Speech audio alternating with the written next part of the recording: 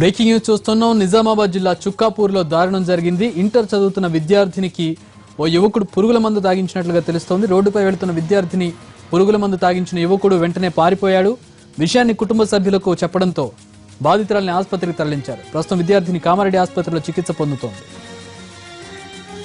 పూర్తి వివరాలు మా ప్రతినిధి శ్రీకాంత్ అందిస్తారు. శ్రీకాంత్, ఈ అబ్బాయి ఎవరు? తెలిసిన అబ్బాయేనా? అమ్మాయి ప్రస్తుతం స్పృహలోనే ఉన్నట్లుగా ఉంది. వివరాలు ఏమైనా తెలియజేసిందా?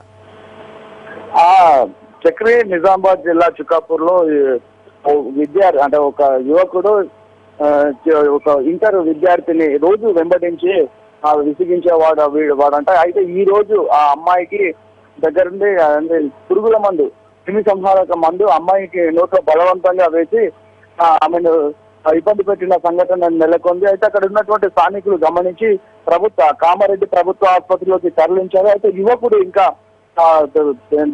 యువకుడు దొరకలేదు. వాడు తప్పించుకు పారిపోయినట్టు మనకు తెలుస్తుంది. పోలీసులు విచారణ చేపట్టారు. యువతిని అసలు ఎవరు ఏ యువకుడు అన్న కోణంలో పోలీసులు వారిని విచారిస్తున్నారు. త్వరలోనే పట్టుకుంటామని పోలీసులు కూడా చెప్పారు. చక్రి, అమ్మాయి కండిషన్ ఏంటి శ్రీకాంత్? బలవంతంగా తాగించడం అంటే ఎక్కువ తాగే అవకాశం లేదు. అమ్మాయి పరిస్థితి ఏంటి? అమ్మాయి పరిస్థితి ప్రస్తుతం అయితే కొంచెం డేంజర్ లోనే ఉందని చెప్పేసి వైద్యులు చెప్తున్నారు. ఇంకొక 5-6 గంటల్లో గడిస్తే తప్ప అమ్మాయి పరిస్థితి ఎలా ఉందనేది చెప్పలేమంటున్నారు.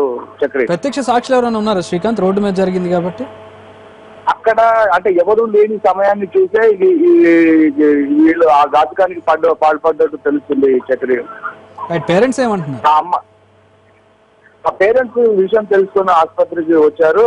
అయితే ఇక పేరెంట్స్ ఎవరన్న దాని మీద వాళ్ళు కూడా క్లారిటీగా ఇవ్వలేకపోతున్నారు. అమ్మాయిని నిత్యం ఎవరు వెంబడిస్తున్నారు అన్న విషయాన్ని తమ తల్లిదండ్రులకు ఎప్పుడు చెప్పలేదన్నది విద్యార్థిని. అమ్మాయిని ఎవరు హాస్పిటల్లో జాయిన్ చేశారు? ఫ్రెండ్స్ ఎవరైనా ఉన్నారా? వాళ్ళు ఎవరైనా మాట్లాడారా? వివరాలు ఏమైనా చెప్పారు? అంటే కాలేజ్కి వెళ్ళేటప్పుడు వాళ్ళకి తెలుస్తుంది కదా విషయం.